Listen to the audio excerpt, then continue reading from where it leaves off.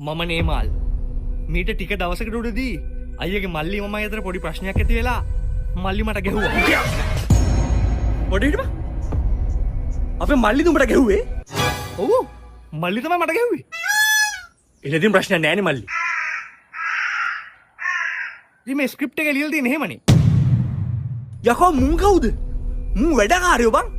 අපි කවුද? අපි කුඩු විකුණන බල්ලෝ. හා? අපි බල්ලෝ? හරියට ලයින් එක කිව්වද? ඉතින් එහෙමනේ මේක තියෙන්නේ. මේ ස්ක්‍රිප්ට් එක හරිනේ.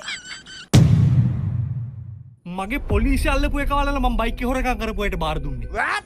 ඒ ගෝලයාගේ අයියා කියලා මම දැන් හිටියේ නේ. අඩෝ! ඔබ කියන්නේ අපේ හොරු ඔක්කොම කොල්ලෝ කියලාද මිනිහෝ? හැබැයි වයසක අයත් ඇතිනේ. හා? ඒකට මේ ස්ක්‍රිප්ට් එකේ තියෙන්නේ එහෙමනේ.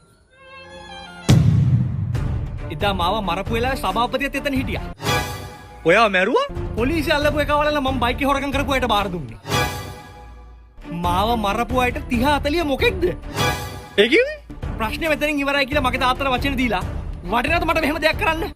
ඩයලොග් එක කිව්වා හරියද?